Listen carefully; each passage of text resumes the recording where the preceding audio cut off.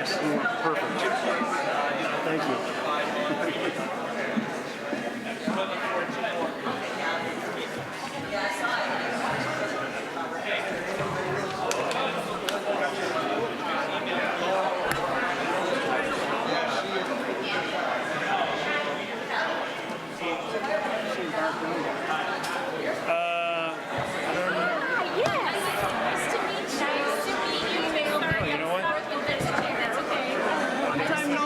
I've been moving around. Oh, there's Barb. Barb's right there. Whoa, are those lights bright today? Yeah. Really bright. Oh, Lord. Trying to make us sweat. I wore the wrong top, exactly. You don't have to push it, it's just, And I hate stairs without a railing. Why, sir? Oh, so you're here today too, huh? No, I don't remember them this bright. Do you? Every year they get lighter. Can they tone them down some more? I know. Bright lights today. You know what? I have something I've been wanting to give you guys for 3 years. Well, even more. The whole This time. here is from the 1978 50th anniversary of the Wooddale. Okay. When we had the Oh, giant you're parade. giving this to the city, you mean? Yes. No, I'm It's not got going the to whole drink anything parade that I on might it, have which lasts a long time. The parade For for... the, know, right? No, it was for the 50th birthday. My own notes. Hey, Get everybody to take seats. We'll get started in 2 minutes. Okay, so this should go to He answers all the Janelle. questions. So funny. And then this is the booklet that tells who was in it. my goodness. Because there were so many people, I've had this cough for a while. in there. I'm not. And then I it have also nothing. has It's just a the dry long cough. parade. So I and, apologize if I I made a start mistake and the ate a ball candy game bar we before had I with came. the Oh, no. girls afterwards, which was a stir. And then You know, eating sweets it ends before you with speak is some not a good thing. fireworks. Good It's a idea. whole day I'm thing. not a good public I speaker will at get all. it. So this And the should book be has How are you? everybody who I was think in she it. was stuck. Hi. microphone they have system this year, it's on the whole time. But we'll get through it. I never say anything I've been bad. doing this for a couple of years, so Great. we should be able to figure it out. And if I say I like it anything, or people not. hear me automatic because my voice carries. Okay, I'll mumble. But I wanted to give it to the city because pretty soon it's the 100th anniversary. Nice. A couple more years. They incorporated in 28. and Right. 1 minute. 78. Right. So I wanted you guys to have it too. We have one at the library too for just history, okay? Wow, I don't remember it this bright. Yeah, I know. it's Well, they probably terrible. updated the lighting. Oh, that's wonderful. Good thing I colored my hair a little bit. I was thinking yesterday, about it, Dorothy. put the spray in. I thought, no, it might make it stand out more. Let me make sure my phone. How you were doing? I did that Fine. before I even came. Oh, so that one part we finished, 2 we're working on. Yeah, I see the one on Central. They're really good. Okay, we'll get started now. Thank you. We're buying a church. We'd like to welcome all of you to the 30th Annual Shape of Wooddale Town Meeting. 30 years goes by very quickly. I am Jack Mensching from Itasca Bank and Trust Company, and I will act as the moderator of this forum. We'd like to give a big thanks to Wooddale School District for letting us utilize this beautiful facility. Our format tonight will have the panelists talk for approximately 5 minutes to tell you about their organization's recent accomplishments and also their future plans. After everyone has had an opportunity to speak, we'll entertain questions from you. The more questions we get from all of you, the better the program will be. So please feel free to write your questions down. In order to speed up the question and answer period, we ask that you write out the questions and turn them in to the people who will be around to collect them throughout the program. If you just hold them up, somebody will come down and get it from you. I will then read the questions and direct them to the proper party. If time will permit, we will try to answer all of your questions. I will try to group some of the questions if there's multiple ones on the same subject to speed up the process. As a way to try to improve our communication, we're asking that you consider writing your name and address on the card so that if there's additional follow-up needed, you can be contacted. We will not read your name here tonight. One thing that we ask is the questions be non-political and not personal in nature. This is an informational forum to help educate all of us. Unfortunately, we cannot allow people to speak from the audience because others cannot hear you and the television cameras will not pick up the sound. After the program, there'll be cookies and coffee for everyone. You can also use that time to talk further with your elected officials. Many things have happened this year. I'm sure you'll be able to come up with some good questions for us tonight. Our speakers are going to be Ron Herf, Board President, Wooddale Fire District, Dorothy Lang, Board President, Wooddale Park District, Aida Milkovich, Board Secretary, Wooddale School District 7, Barbara Dunn, Board President, Wooddale Library, Carrie Lewis, Board President, Fenton High School, District 100, and Nunzio Police, Mayor, City of Wooddale. Many of our speakers have brought people from their organizations to handle any questions which may get technical in nature. From time to time, we may use them to help answer some of the questions. When they answer, we ask that they come up. I guess there's just one speaker or one microphone over here. Come up and talk to the with the microphone so that everyone can hear. Our first speaker tonight is Ron Herf. He's the Wooddale Fire District Board President. He's been on the board for, he's been president for 11 years, been on the board for 17, and he's lived in town for 56 years. Ron? Thanks, Jack. 56 years, oh my goodness. So, good evening, and thank you for being here tonight at the Wooddale Shape of Wooddale. I'm Ron Herf, representing the Board of Trustees of the Wooddale Fire Protection District. I'm very proud of all of our personnel within the fire district and all of the great work that we do.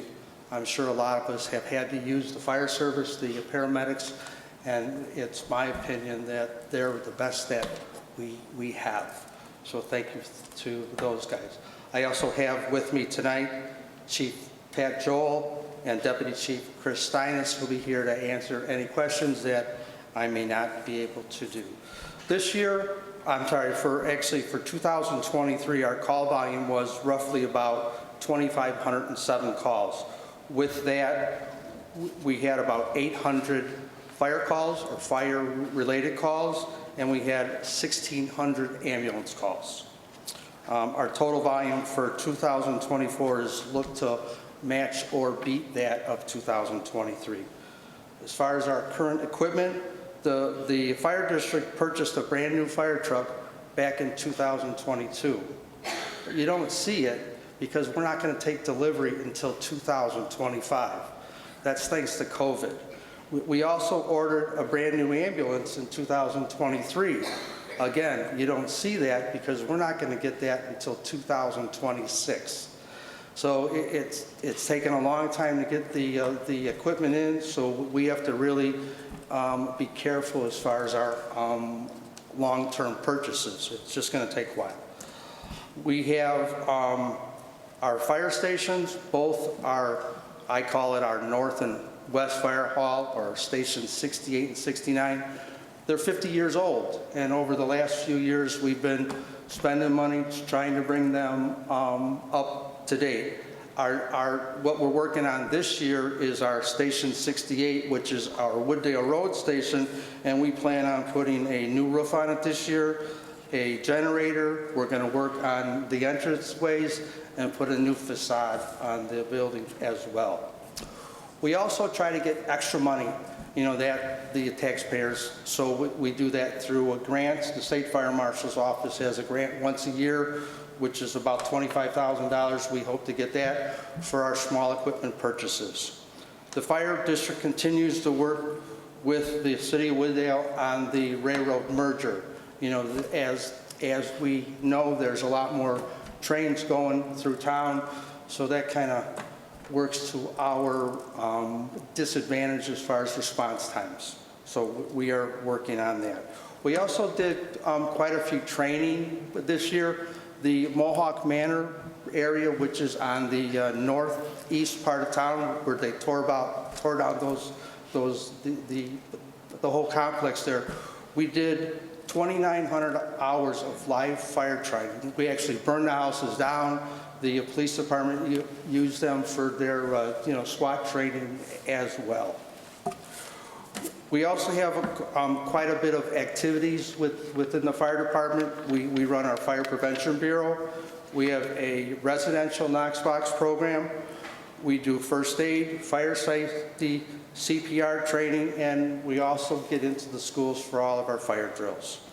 We also have a B alarm, which is smoke detectors through the Illinois State Fire Marshal's office, which is free. So if you don't have a smoke detector, you should have a smoke detector in every bedroom of your house.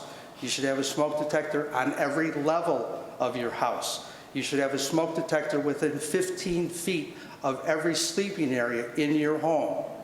So how many people have that many smoke detectors? Smoke detectors save lives. Please give us a call. We'll make sure you get the proper smoke detectors. Carbon monoxide detectors.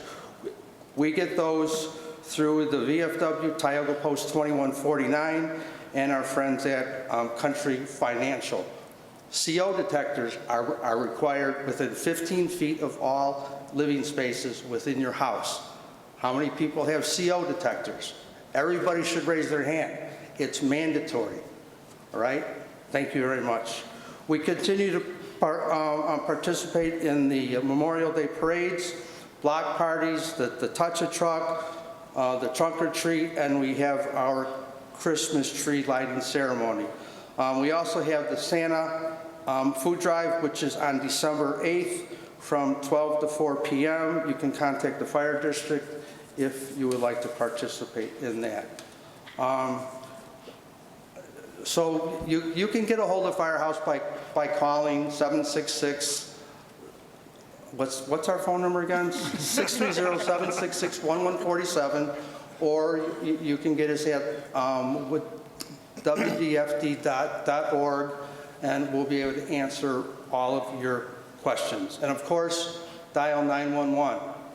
If there's a problem, please call us. Fire department, we come for everything. So whatever you think you might have going on, please call. We're there to help 24/7. So in conclusion, thank you very much for having us. Thank you very much for supporting the fire district, and thank you very much to the Wooddale School District for this facility, and Mr. Menching and Itasca Bank for putting this on. Thank you.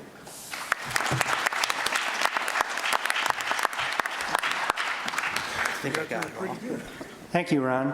It always amazes me how many calls that the fire departments do get. Our next speaker is Dorothy Lang. She is the board president of Wooddale Park District. She's been on the board for 39 years, been president for 17 years, and she's lived in town her entire life. So that's about, what, 55 years? I wish.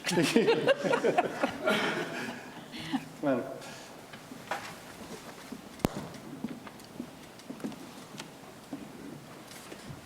Good evening, everyone, and thank you so much for joining us. I'm thrilled to be here to let you know about all the wonderful, exciting things happening at the Wooddale Park District.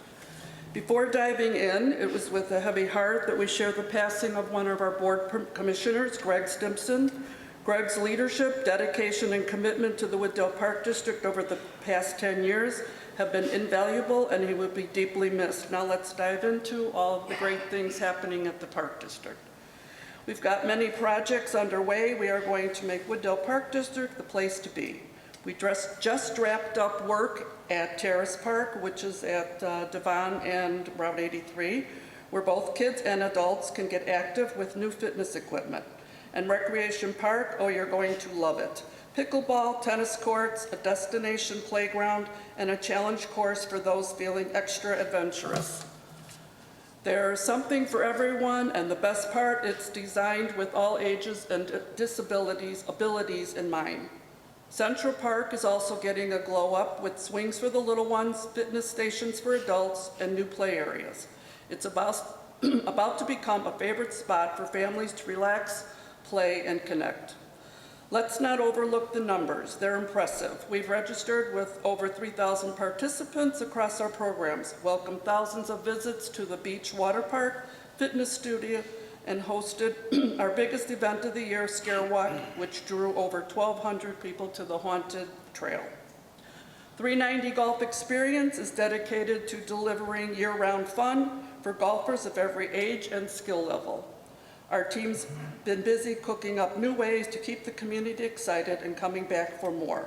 New fan favorites, we're going to have the adult egg hunt again on April 13th of 2025, and July 4th, a rooftop bash. Our golf leagues are kicking off again, once again on January 17th, and keep an eye out for our weekly and monthly specials. Perfect for getting everyone in and on the action without breaking the bank. Salt Creek Golf Club is thriving with a rise in rounds played and ongoing revenue growth. We're transforming this scenic course into a vibrant year-round destination, hosting popular events such as the Turkey Shoot, Frosty Open, Fish Fry Fridays from March 7th to April 18th, and our summer favorite Grill and Chill will be back on Friday nights. These events ensure there's something exciting for every season. So here's to everything we've accomplished together and everything still to come. Wooddale Park District is growing, thriving, all thanks to you, your support, your participation, and your belief in making the community the best it can be. Thank you very much, and keep the good times rolling.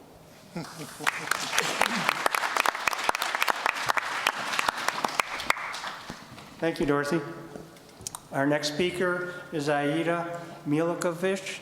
She is the board secretary for Wooddale School District 7. She's been on the board for 4 years, been secretary for 1 year, and lived in town for 10 years. Aida?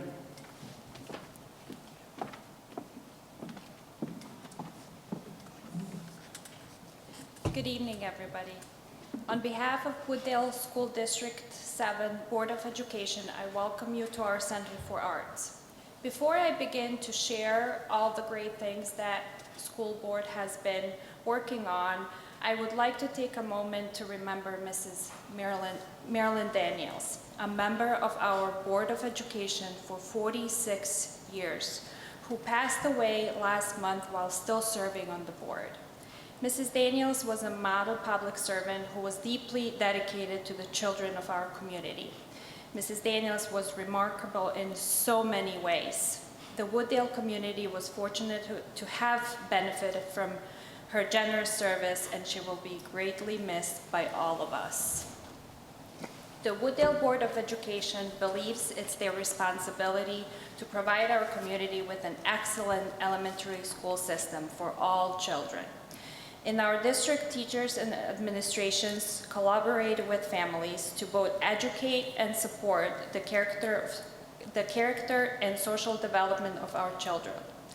Integral to the mission of District 7 are the principle of providing high-quality instruction with engaging learning experiences, working with and supporting families in educating their children, and demonstrating a fiscal responsibility with the resources provided to us by all of you, our local taxpayers.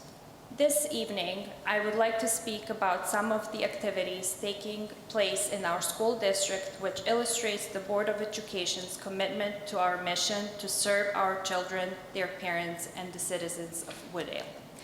The Board of Education ensures all students are provided with a high-quality curriculum which is developed by our own teachers and aligned to the Illinois Learning Standards. On the recently released Illinois State Report Card, all District 7 schools were rated as commendable by the State Board of Education. A commendable rating means our schools have no student groups underperforming on indicators chosen by the state. Additionally, this past school year, our students posted an impressive 10% increase in reading achievement and 5% increase in math achievement. The past spring, our early childhood program underwent an extensive evaluation by the State Board of Education. We are proud to report that after the evaluation was completed, our Early Childhood Center was awarded the Gold Circle rating, which is the highest rating that can be given to an early childhood program. Last spring, the Board of Education held discussion regarding the dangers to use of social media platforms present to elementary age students. As a result of these discussions, in June, the Board of Education adopted a statement on the topic of social media that recommends parents of District 7 students not allow their children to use any social media. This statement has been included in all our handbooks. I think the parents would agree that this is just amazing. Myself, as a parent of 2 young children, this is always an issue. In addition to getting their children off all social media platforms, we are encouraging families to reduce overall screen time for our students. To support families in this effort, the administration and staff are providing information and options for students and families to disengage from technology. There now exists ample research to definitely state that personal interaction with other children is much healthier for our students than using social media. We are committed to getting this message out to our families, and we will be supporting them in discovering ways for our students to make more personal connections with one another. The Board of Education realizes that operating in a fiscally responsible manner is our duty to the taxpayers of our community. Our consistent, conservative approach to managing finances has helped us to continue to remain solvent. Our Finance Committee continues to provide oversight to manage the financial resources of District 7 to ensure we're able to provide our students with a high-quality education and maintain and improve our schools, all while operating within a balanced budget. District 7 has once again been placed in the category of recognition, which is the highest financial category awarded by the Illinois State Board of Education. Our board is proud to have received this distinguished rating since 2006. The Board of Education understands these are difficult financial times for many of our families. That is why we work with the administration to reduce student fees by 25% in 2022 and have had no increase to student fees for the last 3 years. Additionally, beginning with the 2023-24 school year, we have been enrolled in the Community Eligibility Provision Program. Through this program, District 7 is able to provide breakfast and lunch at no cost to all students enrolled in our schools, regardless of family income. Enrollment in this program helps us to ensure that all our students eat breakfast and lunch each day, thus making them better prepared for participating in class and learning. School security is increasingly important in our world today. This past year, the Board of Education invested over $800,000 to reconstruct the entryways to Oak Brook and Wooddale Junior High. The new entryways now include secure locked screening areas. Once permitted access to the screening areas, all visitors are questioned by office staff prior to being granted access to schools. Additional work was done at junior high this year, where there were new rooftop air conditioners were purchased and repairs were made to the roof.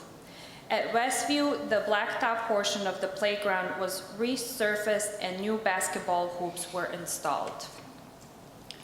All these projects came at a cost of $2.5 million. The Board of Education is proud to inform residents that due to ongoing fiscal prudence, no borrowing was required to finance these projects. In fact, last March, the board passed a $300,000 tax abatement of our debt service fund, which will provide some tax relief to our local homeowners. Lastly, as most of you know, Dr. John Corbett, our superintendent, for the last 20 years will be retiring this coming June after a total of 28 years of service to Wooddale School District 7.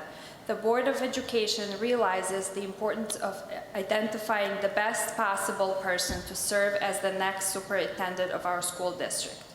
We began the search for our new superintendent in August, and we are on schedule to announce the new superintendent in January. The search process has included input from all stakeholders, including school families, faculty, staff, and community members. Please visit our website for ongoing updates regarding the search.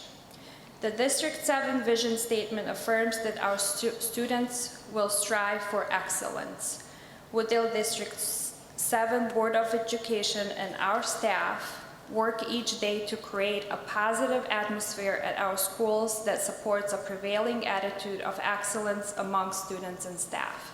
We believe if we create an exception of excellence from our students, then they will deliver excellence.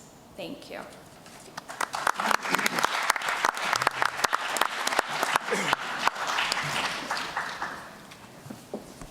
Thank you, Aida.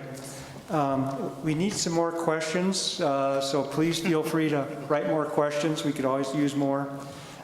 If we don't get enough, then I'm going to ask them all to sing and dance a little bit up here for the evening's entertainment. Our next speaker is Barbara Dunn. She is the board president of Wooddale Public Library. She's been on the board for 49 years, been president for 5 years, and lived in town for 70. I was thinking Barbara and Dorothy together have 88 years on their boards. That's just amazing. It says a lot about Wooddale and the commitment from the communities. And when you get to the other people up here, it's quite a special thing. Barbara?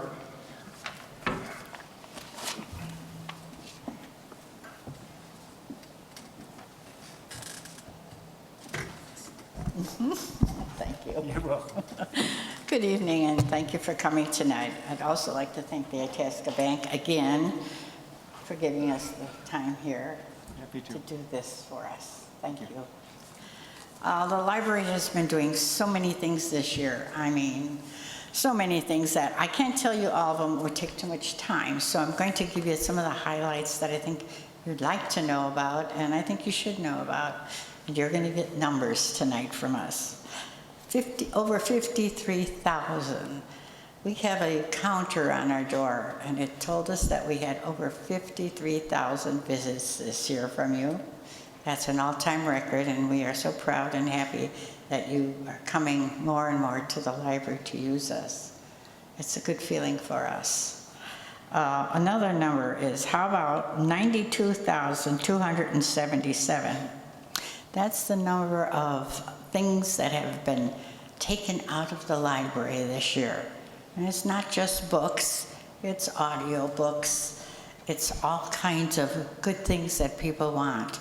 How about when we have our new collection of video games, which is so popular. And we have our library of things, which we keep adding onto each year. And if there's anything that you'd like us to add to that, please let us know and we'll try and get it for you, all right? One of the nice numbers is 1,327. That's the number of reservations that we had this year for our study rooms. And that's almost double what it was last year. 60 is a good number too, because that's how many reservations we've had to use our large meeting rooms by groups of all kinds and sizes and organizations.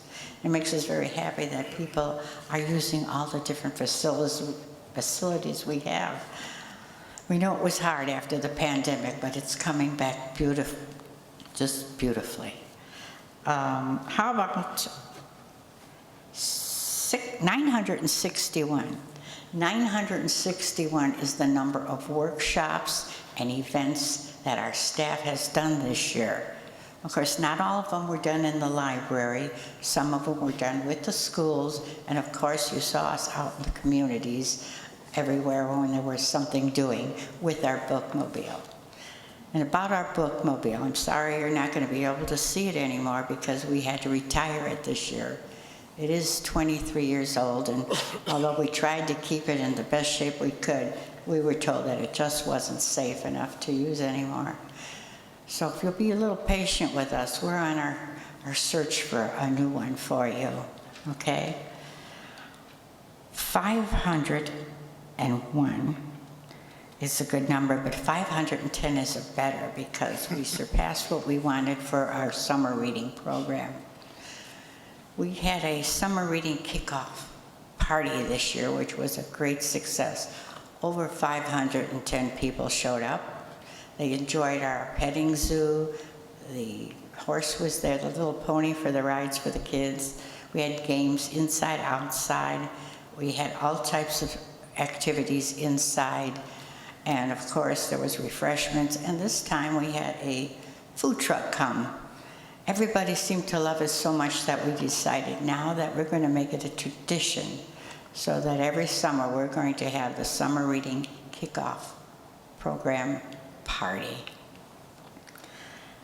Another nice number, this one I have to read off the cheat sheet because it's 116,966. Believe it or not, that's the total of all the wonderful, wonderful things that the digital world is doing to us.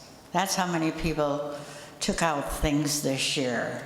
I mean, it's not just the e-books. It's now that we've got online for you, hundreds of newspapers from all over the world, hundreds of magazines that you can take, and many, many more resources. And as you know, this is the thing of the future. Everybody wants simple and easy and fast and convenient, and that's what this is. When we have it, we're trying to keep enlarging our collections so that everybody can really enjoy and just have it so simple to pick up your cell phone or go on your computer. It's an evolving thing, and it's only going to get more so. And next year, I've got a feeling this number is going to be a lot bigger than it is, taking out the digital materials.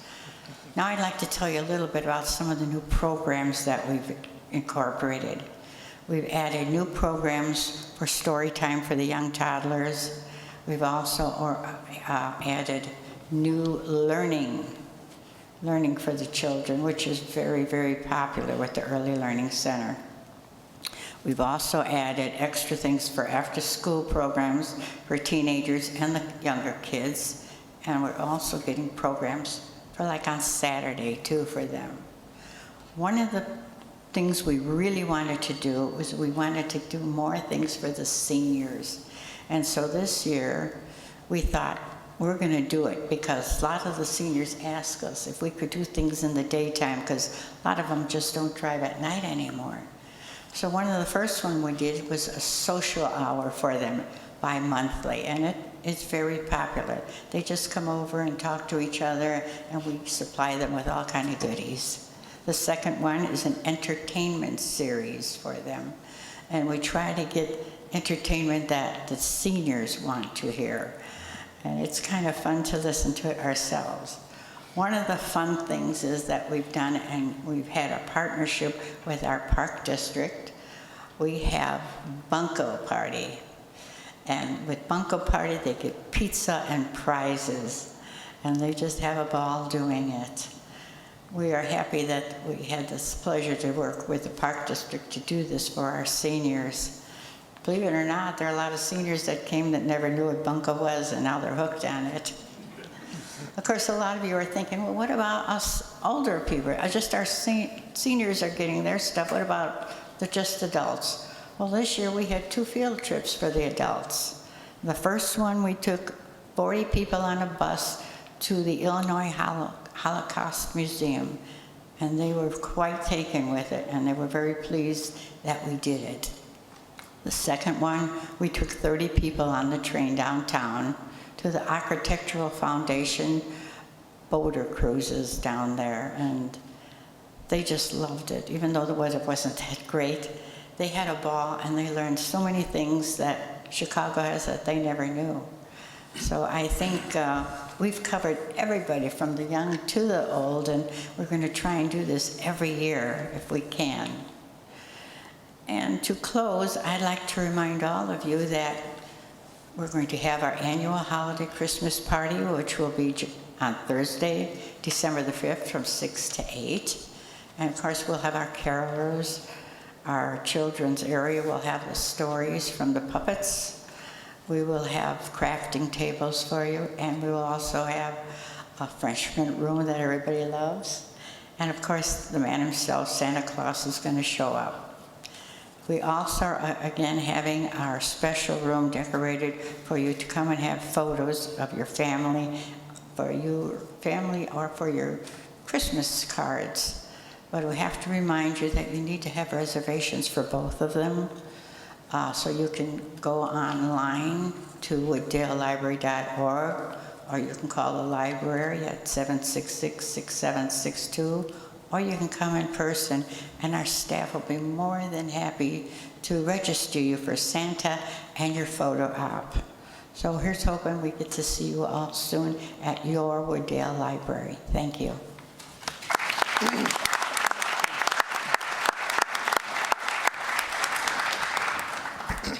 Thank you, Barbara. Lots of activities. That's great.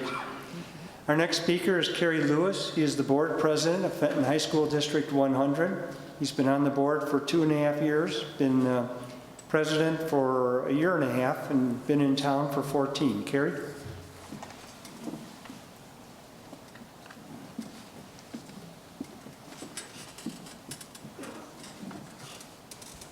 Good evening. My name is Kerry Lewis, and I'm the president of the Board of Education at Fenton Community High School District 100. Thank you to Itasca Bank for the work you've done tonight in putting on this event. It's my pleasure to be here with you tonight and share the outstanding work being done at the community high school.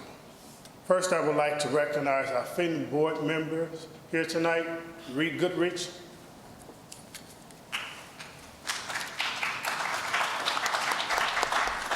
I'll be covering 4 areas tonight: construction, maintenance, academics, and athletics. The Board of Education, first construction. The Board of Education is continuing to build for the future of Fenton High School. Many of the community leaders here tonight joined us in May for the groundbreaking of our new STEM wing, as well as the grand opening of our renovated soccer/football stadium in August. Thank you to everyone who joined us in those celebrations, and thank you to everyone who could not attend but sent your regards. The new STEM wing will feature 12 state-of-the-art science and technology classrooms that will empower our teachers to expand their curriculum and take their students' imaginations to new heights, inspiring countless students for decades to come. Fenton already has alumni who contributed to the development of MRI technology, satellite weather tracking, and antivirus software. More recently, a member of the class of 2020 built and programmed a robotic arm. I can't imagine what future discoveries and inventions would stem from these new learning spaces. Every student at Fenton High School will have science classes in this building. Every child in the neighborhood of Wooddale will one day walk through this building and have the opportunity to be empowered. As of today, much of the utility work is complete, and we're almost done with the steel frame of the building. We hope to have a roof and walls by mid-December so construction can continue over the winter. We anticipate this new STEM wing to open in August of 2025 for the beginning of the next school year. Maintenance. As for the rest of the building, we're doing our best to upgrade an old and problematic areas while staying on budget. We gutted and rebuilt our band room over the summer to better utilize the space to add acoustics that are vital to music education. Carpet was mounted to the wall in 1955 to control sound. Thankfully, we have evolved. We also partway through installing a new building automation system, commonly known as BAS.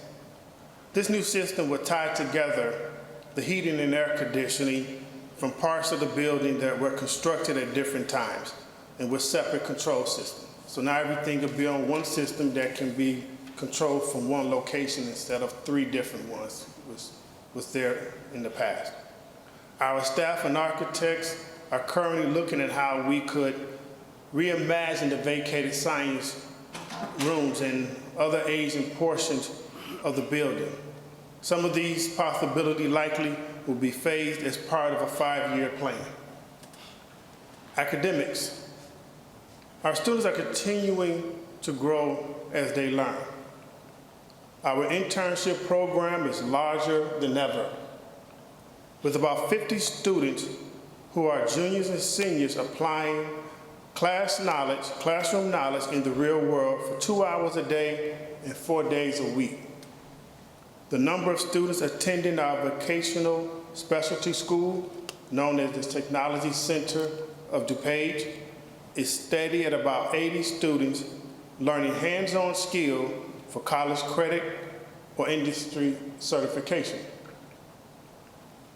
We offer 23 advanced placement courses where students have the opportunity to earn college credit at the end of the year if they perform well on the AP exam. In August, we celebrated 19 current and graduated students who earned the highest possible score on their exam, 5 out of 5 possible points.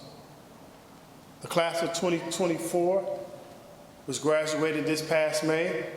Our data shows 87% of them planned on attending a 2-year college, a 4-year university, or a trade school. We're thrilled to see our graduates still eager to learn as they enter the next stage of their lives. 4 recent graduates earned the prestigious Quest Bridge Full Ride Scholarship, while 12 other students received national recognition and 58 students earned the Illinois Seal of Biliteracy. As of May, we're aware of 2.9 million grants and scholarships being awarded to the class of 2024. Overall, Fenton graduation rate grew to 89%. That's above the state average, as all schools are continuing to recover from the pandemic. We also measure if freshmen are on track to graduate on time. Last year's freshman class, which reflects this year's sophomore, so 92.4% of them are right on schedule. That is well above the state average. We have a multitude of staff interventions and supports to make sure we get the remaining students back on track. Last week, our state report card was released by the Illinois State Board of Education. One component of the school report card is summative designation, a description of how well our school is meeting the needs of all students. There are 4 designations: exemplary, commendable, underperforming, and lowest performing. I'm happy to report Fenton designation is commendable. Early this year, we were ranked as one of the top high schools in the nation by U.S. News and World Reports. Athletics. Extracurricular activities are a huge source of pride, school pride, but they're also an incentive for our students to buy in academically. All indications show that students involved in any after-school activity earn on average a full letter grade higher than uninvolved students. So we're happy about that. We have 28 sport teams and over 40 clubs, and our participation rate is about 73%.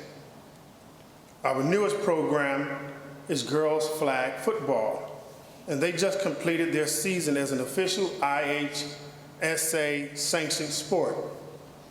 We're very thankful to the Chicago Bears for purchasing our girls flag football uniforms last year.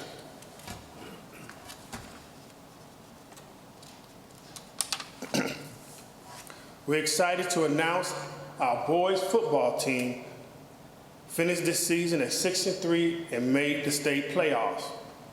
Our new coach also has caught the eye of the Chicago Bears. And in week 3, he was named Chicago Bears High School Coach of the Week. The support from our community on Friday nights is truly humbling. Thank you to everyone who supported the Mighty Bison.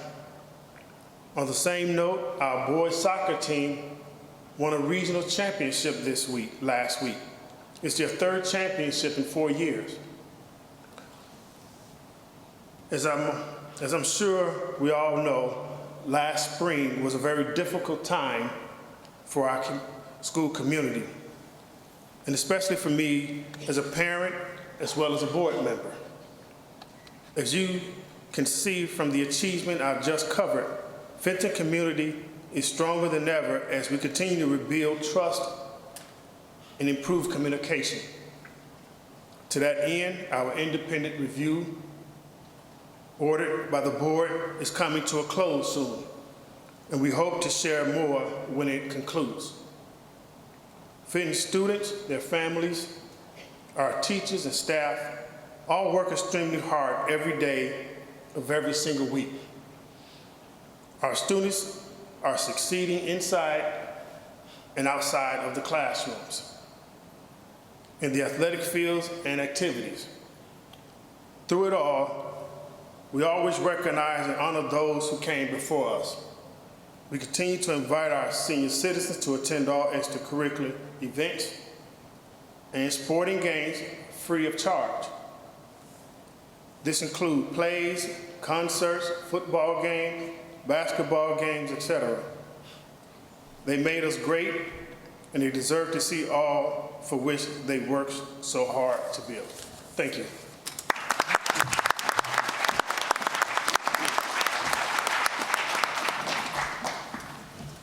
Thank you, Kerry. Our last speaker before we get to the question and answers is Nunzio Police, Mayor, City of Wooddale. He's been on the board for 15 and a half years, been mayor for 11 and a half, and been in town for 33 years. Nunzio?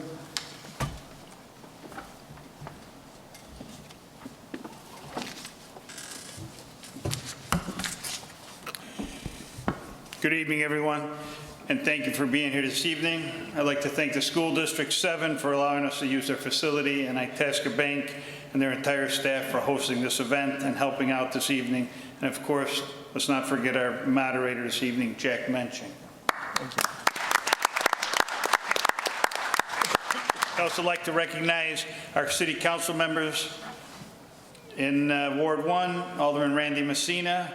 Ward 2, Alderman Arthur Woods and Alderman Mike Curielli. Ward 3, Alderman Tony Catalano and Alderman Artie Woods. Ward 4, Alderman Michael Sosmarski and Alderwoman Nadine Ames. Our clerk, Lynn Curielli. Our treasurer, Sandra Porch. Our staff is also in attendance. Our city manager, Jeffrey Murmas. Our police chief, Chris Zito. Our deputy chief, Chris Banazinski. Finance Director Brad Wilson, Public Works Director Alan Lane, Community Development Director Stacy Springer, Community Relations Director Janelle Silva. Thank you for the opportunity to showcase our community, and we are ready to answer your questions this evening. We'll start out with CPKCS rail merger. We're still part of a 9-member coalition that is against the merger. The coalition was awarded a grant of $940,000, which is being used to monitor CPKCS during the 7-year probation period that was mandated by the NTSB, which we continue to work with our neighboring communities on legal action that will hopefully take a closer look at the true impacts to the Chicago region. O'Hare, we're still waiting on the new nighttime fly quiet runway rotation to take effect, as well as advocating for less daytime noise by balancing the use of the runways more evenly between north and south. But before this can happen, we need completion of the runways. Our IT department, the new Code Red initiative is a community notification system. This high-speed telephone communication service alerts residents and businesses of emergencies, dangerous weather conditions, city events, and other important information that requires attention. Code Red replaces and improves our old alert system. Please remember to scan the QR code from the posters in the lobby or pick up a flyer with the instructions on how to register. If you need help, please call City Hall and staff will assist you in registering. Our police department, public safety is always a priority for us. We always look to provide the proper facilities and equipment, which helps with the police department's day-to-day patrols and investigations. The police department building is 34 years old and was in need of updating to better utilize the available space, such as the dispatch center that is no longer in use. And to accommodate our growing department, a space needs analysis and conceptual study was completed in 2021. A reconfiguration of the existing workspaces is taking place, which will allow for a new soft interview room, employee wellness room, and larger training and lunchroom. Renovations include expanding the female locker room, as we now have 7 female police officers and 7 female civilian police personnel. All the building renovations should be complete in 2025, an expected cost of $2.7 million. We have a new canine. His name is Cash. He's a purebred American Labrador Retriever, and he has been working with the Wooddale Police Department since June 1st, 2024. Canine Cash is trained in detecting narcotics, obedience, and scent-specific tracking. The city now has 35 flock cameras, the ALPRs, the automatic license plate recognition cameras, throughout the city limits. These capture license plates and vehicle data and automatically alert law enforcement if a wanted vehicle passes by. License plates and vehicle details are 100% objective evidence, removing any human bias. ALPRs generate actionable investigative leads to help law enforcement solve crimes more quickly. We are currently awaiting permitting and installation of 3 additional ALPRs for a total of 38 throughout the city. The police department has seen some success with ALPR program, including apprehensions and recoveries of stolen motor vehicles, domestic battery offenders, and wanted subjects. Public Works. This year we had 18 participants in our inaugural 4-week Citizens Public Works Academy, which gave residents the inside look on how the department operates. We look to build on the success of the first academy by hosting it again next year. Sign up will be in the spring 2025. We've purchased our first electric vehicle to see how it works for us. This is our meter van. The vehicle is fully electric and uses no gas. We also recently purchased a plug-in hybrid vehicle for the use by Public Works Administration. The vehicle has been in service since March of this year and has only used about 7 gallons of gas since being put into service and has driven over 1,800 miles of use. The city continues to look for opportunities to promote green infrastructure through higher efficiency, electric options for vehicles, building systems, and street lighting, and also native planting and detention basins for stormwater quality and flooding improvements. We are in the process of adding a new signal at the corner of Central and Irving Park Road, giving residents another location to cross. Pending the appropriate approvals from IDOT, construction can begin next spring, summer. We're also in the process of lighting up our streets with new street lights every year, and this year we are in the 4th Ward. We have many programs: sidewalk and driveway cost share, skunk and rat removal cost share, rear yard drainage, which we have increased the amount to $10,000 cost share, dial-a-ride, discounted rides, veteran banner for our veterans at no charge, reimbursements for rain barrels and generators, discounted grass, snow plow programs for seniors, discounted water for those who qualify, garbage rates also for seniors, disabled, and veterans. Capital improvements and aesthetics. This past July, the city was awarded a grant of $959,752 for the Addison Road water main from Potter to Irving Park. The approximate cost of this project is $1.4 million. We were hoping to get this done this year, but will now be starting in the spring of 2025. Replacement of the Elizabeth Drive Bridge. We finally received approval from IDOT, which took almost a year since we applied to start the design phase. This will also straighten the road as well as adding a multi-use path from Addison Road all the way to Wooddale Road, making Wooddale more accessible for biking, commuting, and being more pedestrian friendly. Construction should begin mid-2025 for the path and the bridge beginning in early 2026. This project is also being funded by a federal grant at 80%. Cost of this project, which is estimated at $4.4 million. We continue to work on our I&I inflow and infiltration program, which helps find and plug the holes in our sewer system so that when it rains, our treatment plant are not running at full capacity or over capacity. In the past 5 years, we have spent approximately $3 million on this vital part of our infrastructure. We continue to do work on stormwater and are currently in design phase for the first 3 projects identified in Ward 1 stormwater study, which will increase water retention at the southeast end of Wooddale. These were originally intended to be completed as 3 separate projects. However, we've been awarded a green infrastructure grant through IEPA funding, approximately $1 million. We estimate the cost will be around $2.2 million for the 3 phases, so we are now able to complete them all at once. Along with the design, our engineers are working on acquiring the necessary right-of-way from unincorporated properties along Oak Meadows. Plans should be ready to bid in early 2025 and start construction late spring, summer 2025. There's a chance that this work will carry into 2026 given the scope of the project. This will hold approximately 3 acre feet of additional water storage, which is basically 1.3 million gallons.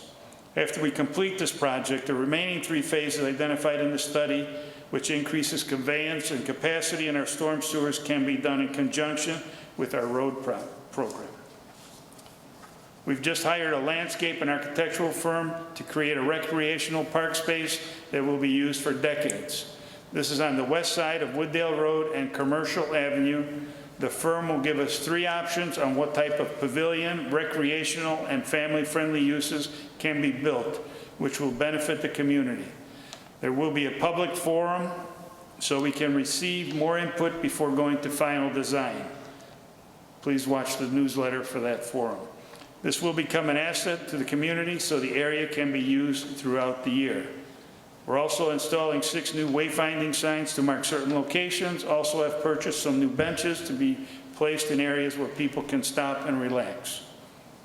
Replacement of the water tower on Irving Park Road. One of our current towers, located adjacent to the North Treatment Plant, was built in 1963 with 100,000 gallon capacity. At the time, our population was just under 4,000. Now we are over 14,000. A new 750,000 gallon capacity tower will be built and improve water pressure at a cost of approximately $4.2 million, which will be paid for by TIF funds. The reason for the increased capacity is to help with the city's continued growth and improve our water supply pressure. Most of the usage is on the lower pressure zone, which is the southern half of town. Most of our production, 1.1 million gallons per day, is on the high pressure zone, which is on the northern tower in the industrial park. This means we continually move water from the high pressure to the low pressure zone. Increased development in either zone puts further strain on the supply, on the system to supply water and maintain pressure, which causes increased fluctuation in pressure and pump cycling, and may cause water main breaks and decrease system reliability. We are moving the tower east to Central Avenue at the south side of Irving Park and north of the train tracks. This location allows us to keep the old tower online during construction, and it is at a higher elevation out of the floodplain with easy access to adequate transmission main, all which result in lower construction costs. Economic development.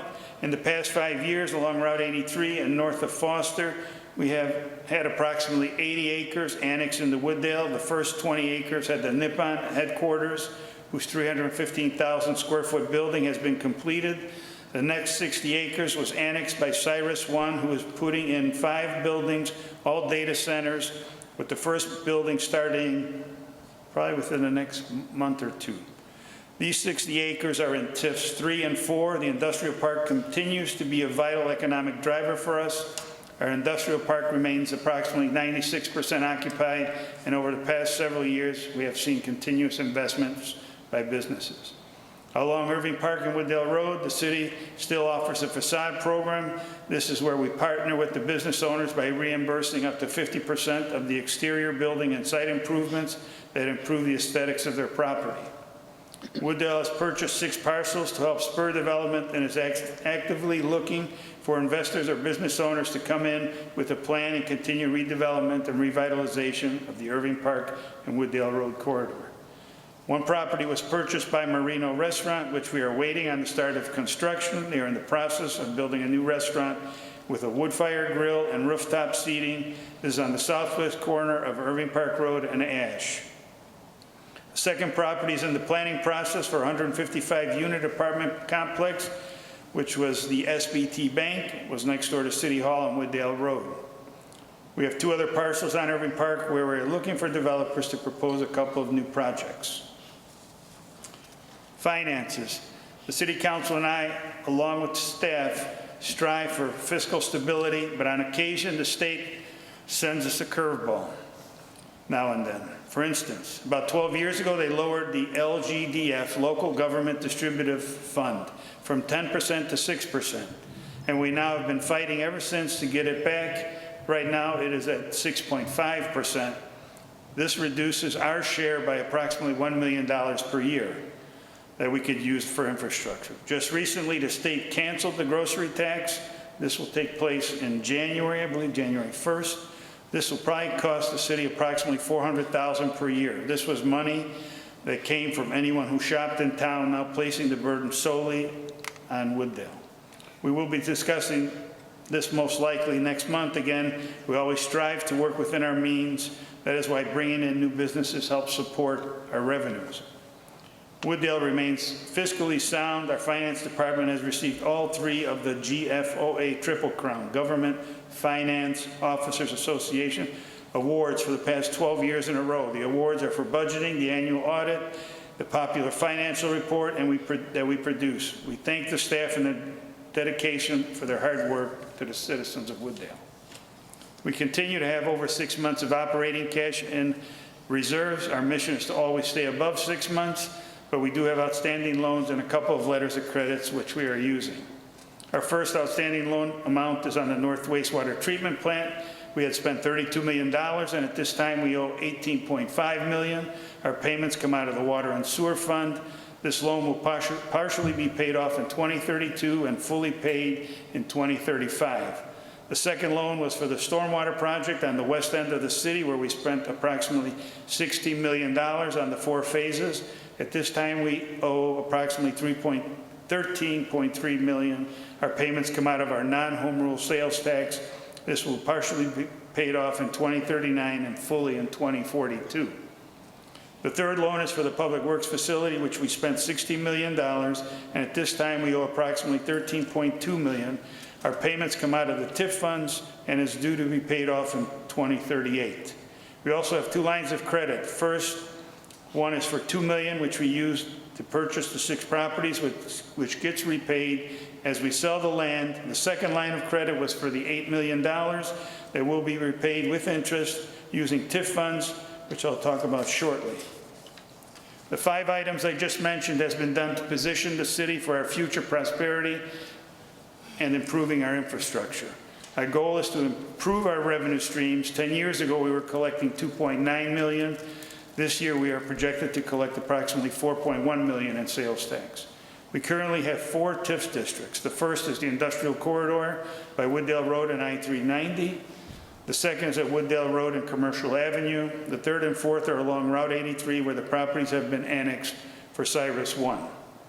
TIFs are used to help To help improve areas with infrastructure and attract new development or redevelopment, the projects will increase revenues as well as the assessed value for Wooddale. The first TIF was started in 2015, and the assessed value is approximately $95 million. It has now grown to $159 million, or 67% increase. The TIF funds from here is what is used to pay for the Public Works building and the new water tower. The second TIF started in 2018. The assessed value approximately $2.6 million and is now at $3.95 million. This TIF has the potential new apartment complex in it.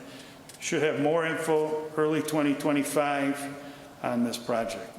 We'll put the updates in the newsletter once we have them. The third and fourth TIF is for the 60 acres on Route 83.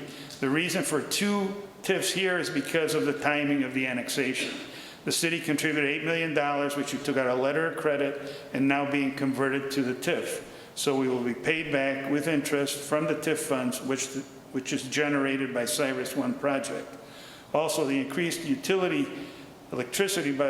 increased usage of electricity by the new buildings will generate increased utility tax at the estimated $400,000 per building because of the energy uses.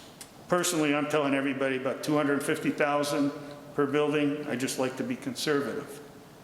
This project should be completed around 2033. We estimate the TIF to be paid off within 10 years. This will depend on the building schedule.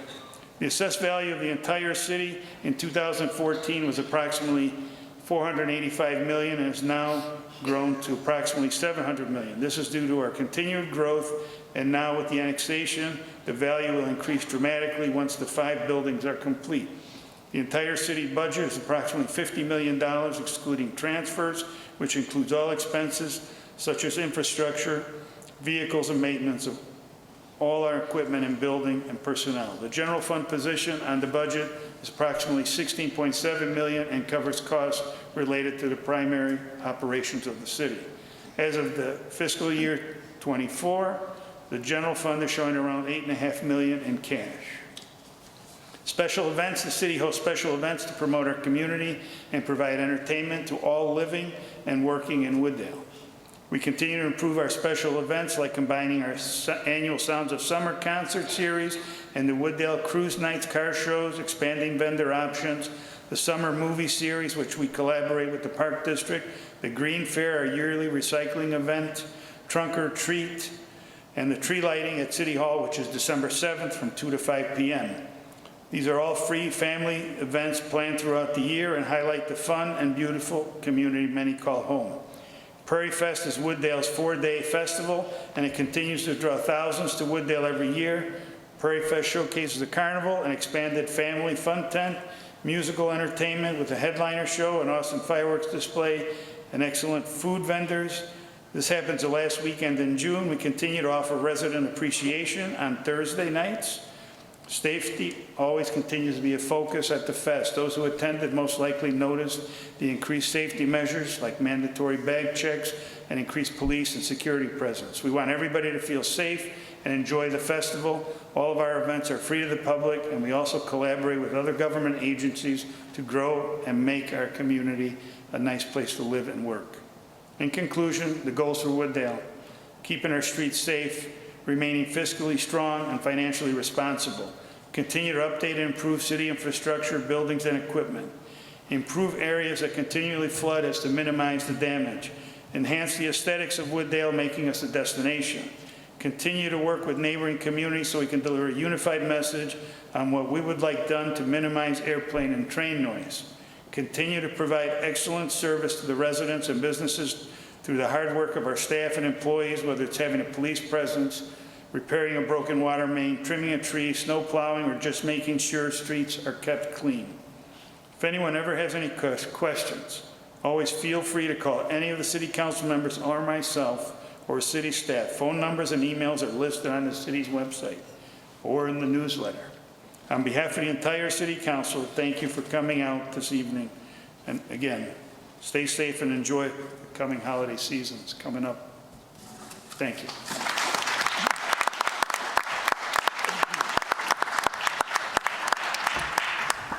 Thank you, Mayor. A lot of great things going on for Wooddale. We got some real good questions here. We'll start out, if you have any more, we should have time for you. For the mayor, are there sunset provisions for our TIF districts? If not, what will be the criteria that returns the special purpose entities to the general tax basis? So as far as TIFs 3 and 4, in my opinion, we have not had this discussion. I mean, I know I've mentioned this to the finance director, but once we pay off the loan on TIFs 3 and 4, those should be closed out immediately.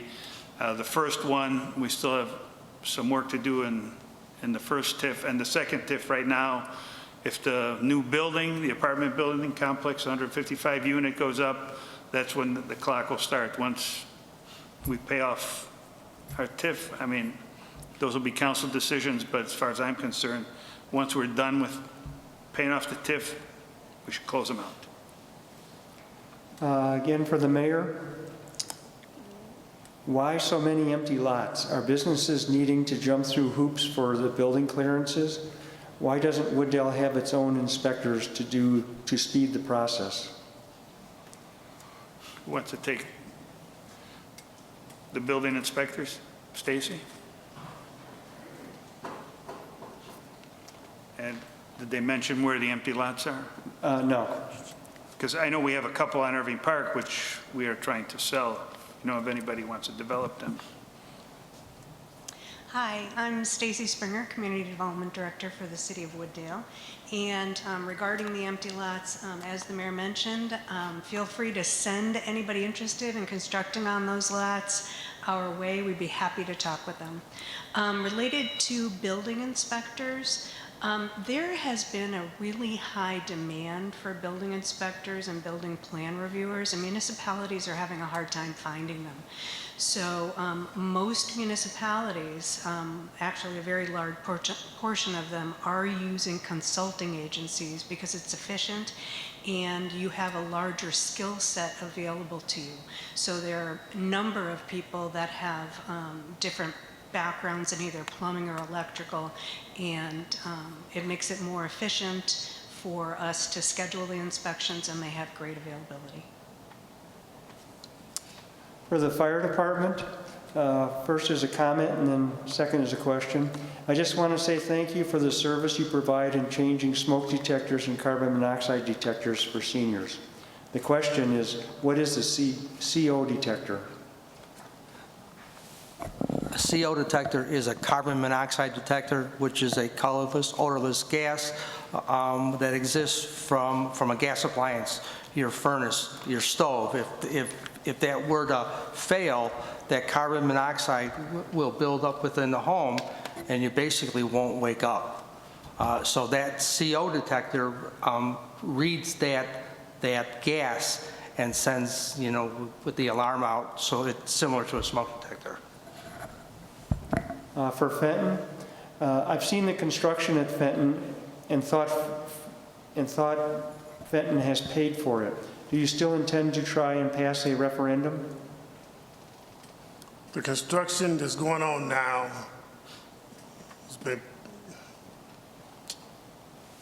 is all being done without raising taxes. That discussion has been tabled for the time being as far as a new referendum. For the mayor, Wooddale has a property inspection team, PMI, who are supposed to be monitoring community activities, i.e. cars parked on grass, garbage, overgrown grass. Does this committee exist, and how do they hold community members accountable for property maintenance? Chief, you want to take that one? Good evening, Chris Zito, Chief of Police. We have 2 property maintenance inspectors in the city of Wooddale, and they handle a certain number of violations, assisting the Community Development Department. They do proactively go out looking for violations, such as cars parked on grass, and they also respond to citizen complaints of property maintenance issues. For the mayor, after 7 years of weaving its way through the court system on September 24th, 2024, Senior Judge Edward Chen of the U.S. District Court of the Northern District of California ruled that water fluoridation does present an unreasonable risk to the health of children. The EPA will now be required to regulate fluoride as a health hazard. Is our water department adding fluoride here locally, or is the water already fluoridated prior to reaching us from Chicago? If we are adding fluoride locally, can we stop that practice? If the water is already fluoridated, can we begin pushing back on the city of Chicago to eliminate it? So I see our Public Works Director shaking his head, but we'll call him up to the mic. I don't want him to feel left out. Mr. Lane. Thank you, Mayor. Alan Lang, Public Works Director for the City of Wooddale. We are not adding any fluoride to our water. The water is fluoridated in Chicago through their treatment process. We are neither adding chlorine to our water anymore either, since they raised their chlorine rates. We will comply with any EPA guidelines, as I'm sure Chicago will, and we'll be in communication with them and the DuPage Water Commission, who we get our water from as such. For the Park District, are there any plans on updating or refurbishing the ball field's outhouse? Okay. The existing facilities are nice and may not need a ton of financial resources. Also, why are there gardens on the tennis courts?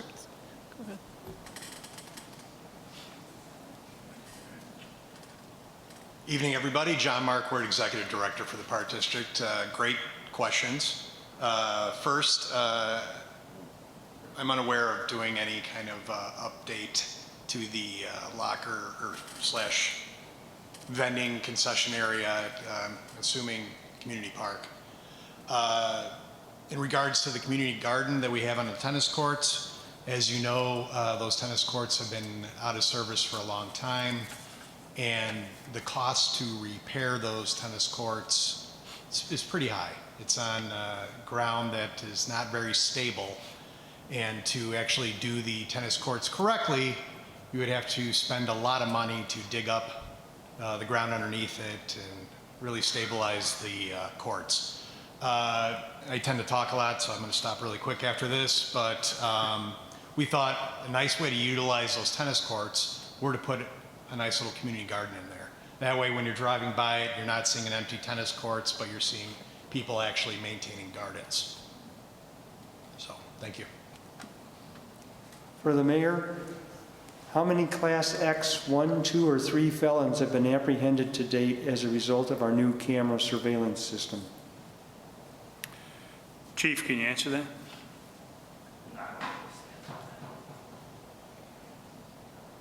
I don't have the current stats on how many we've got year to date. If you'd like to know the numbers, reach out to me and I can provide them to you directly. For the mayor, too many vehicles with no front plates, blackened out windows, and don't use their direction signals. Can we enforce these laws? Please check your fleet of vehicles for proper operation. Thank you. Our vehicles or ours? I think so. It says, P.S. check your fleet for vehicles for proper operation. So they're not saying all those things are from your vehicles. They're just saying you should check. Okay, Chief. And what about enforcing the laws with the cars not having front plates or blackened out windows and that don't use their directional signals? Go ahead, Chief. Yeah, we make traffic stops for those violations every single day. So we have tint meters to measure tints on windows that are dark, and officers proactively look for front plates and all types of traffic violations. This is for Fenton, and this may not be a question that you want to answer because I guess it's a personnel thing. Do you plan to bring back James Antenko back as superintendent? And if you don't want to answer it, it's okay. A decision regarding that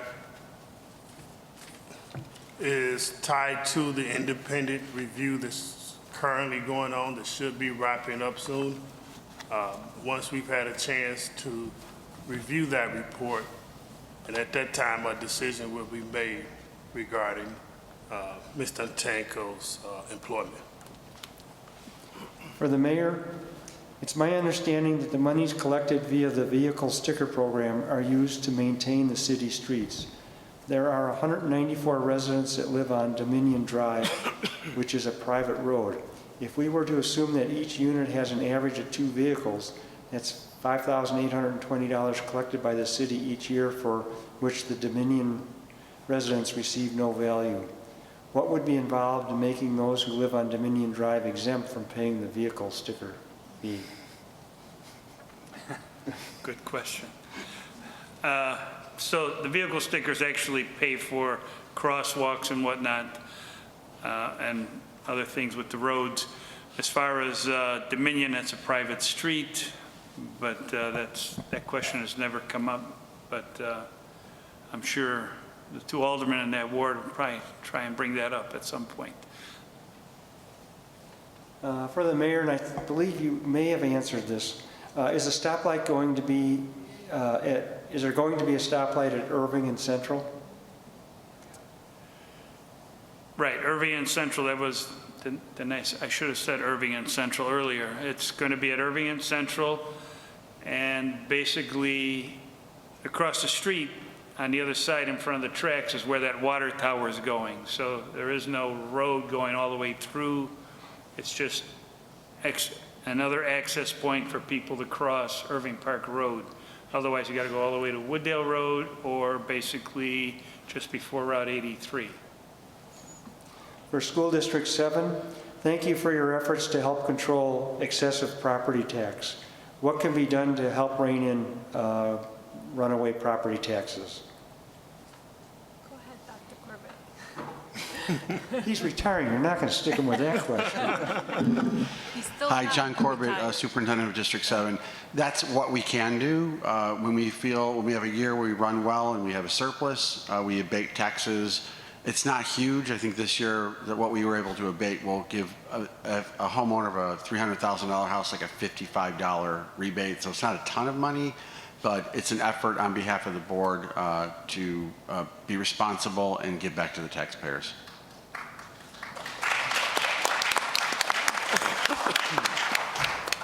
For the mayor, why have there been so many sewer vision trucks around the neighborhoods east of Wooddale Road and north of Irving Park Road? They've been around all summer.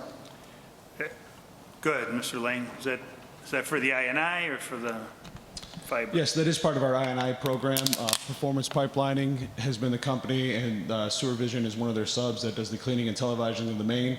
The program involves point repairs of collapsed sections of sewer main, as well as a lot of cast-in-place lining of sanitary sewers to maintain their integrity and prolong their life. I can't imagine a worse TV show than Sewer Vision. That's got to be a tough job. This is for the park and the library districts. Not all Wooddale residents are considered part of the park district and library due to where they live. Taxes go to Bensonville. This makes residents feel disconnected with the city of Wooddale. Are there any plans to change the line so all Wooddale residents can enjoy the amenities? I don't think it can be done, right? That was set up years ago. I don't think you can just. Talking them. Oh, I don't think you can change border lines. I don't think legally. It would be a county thing or a state thing, I guess. I don't.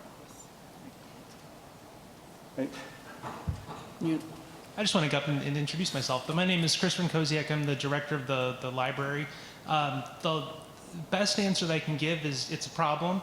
It's one that we encounter all the time at the library, pretty much on a daily basis, where we have folks who do live in Wooddale, but they actually pay taxes to Bensonville Park District, Bensonville Library. There's a process for changing that. I do not know what that is. I know it involves a referendum and signatures and all of that kind of stuff. If anybody is interested in doing it, it would solve a lot of problems. But it's going to take some investigation, and I believe it starts with you as the residents of those areas. So if you are interested in doing that, I would recommend doing your homework. I'm happy to help however I can at the library with providing resources and research. But I believe it would start with you as the residents as part of that process. Another question for the library, or actually a comment too. I'm thankful for finding out about all the things available for takeout, like the pressure washer I was able to use on my patio. The summer reading challenge introduced me to all different kinds of things that are available. Thank you.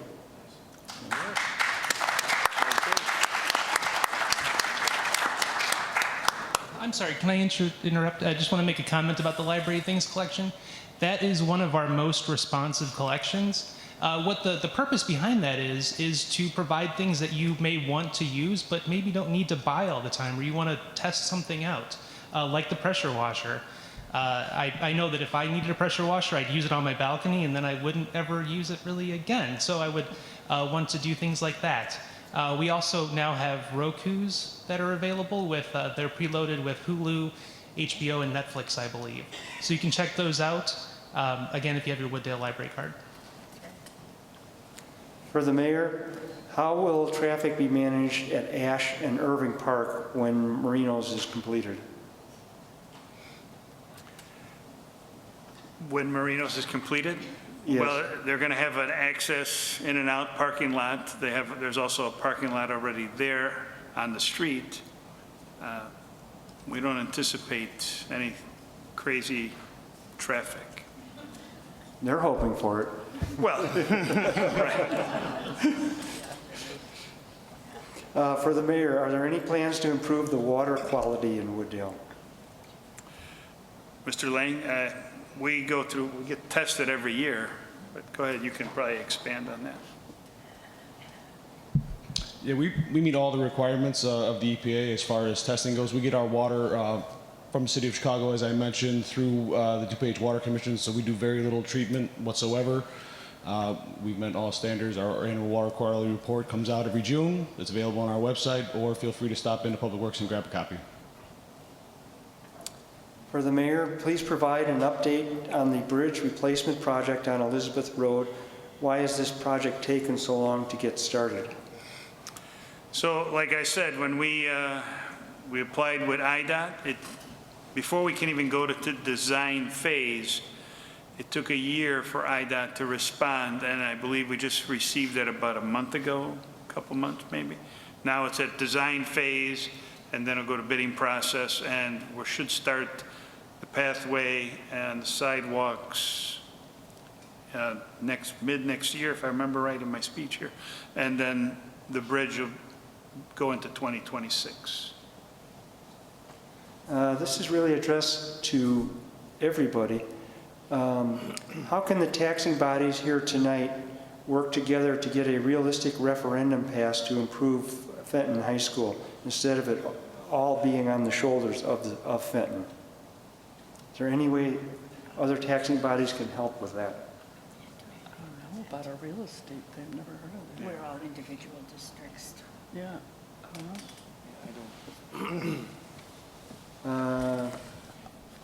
Nobody's got any answers on No that. answer. I don't even know if that's legal. I don't know what a real estate. We're all individual districts, so it's a totally different thing. Okay. They tried.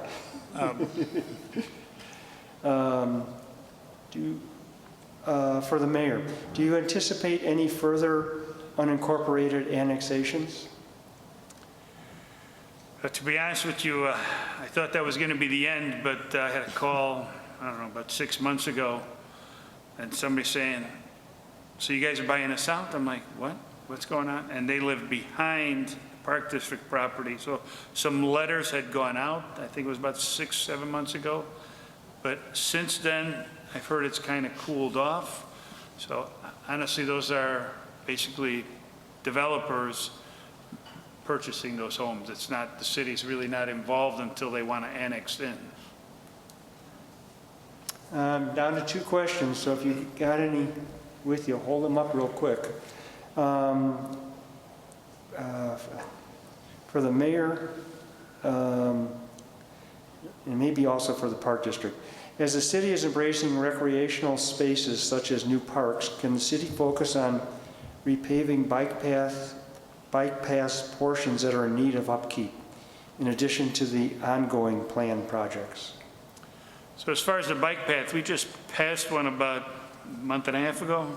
We're going to be redoing from what, Irving Park to Potter? Right? Alan, could you refresh my memory? Or is it, some of it was done already, but that was on Addison Road. Yeah, so we've been incorporating repaving of our bike path into our patching program each year. We've done basically from Potter Street north over the Irving Park pedestrian bridge to where the Salt Creek Greenway Trail goes into Itasca. This coming spring, most likely, we'll be resurfacing the path south of Potter Street, hopefully all the way to Brookwood, depending on how many funds we have available. And we'll continue to incorporate it into our patching program until we complete the path within Wooddale. Are there any plans in the works on any new parks or additional parks? No, not for the Park District at this time. We'll be looking at another phase at White Oaks Park if we can get a grant. And the city is basically, like I mentioned, we just hired a landscape and architectural firm for the corner of Commercial and Wooddale Road, right next to the train tracks. Last question for the mayor. With Wooddale's push for green initiatives, when will Wooddale implement a flashing yellow light schedule for non-prime time driving home late night, early morning hours? A flashing light schedule? Instead of having a stoplight, I think they Oh, just want a flashing yellow light yeah. at night or non-prime time. I think, as I mentioned earlier, the population is now over 14,000, and plus Irving Park is pretty busy, so I don't think we're going to get any flashing lights on Irving Park. Unless they're talking about some specific area, they could always reach out to us. That'd probably be a state project anyways, wouldn't it? Right. Around Irving. Okay, it's not easy being up here and having to answer all these questions. Let's give our speakers a big hand.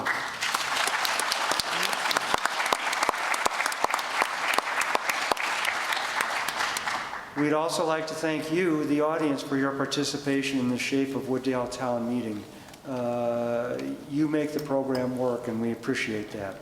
We will look forward to hosting this program next year.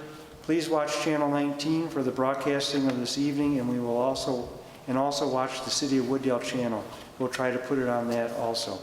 Please help yourself to coffee and cookies. Thank you, and good night. Thank you.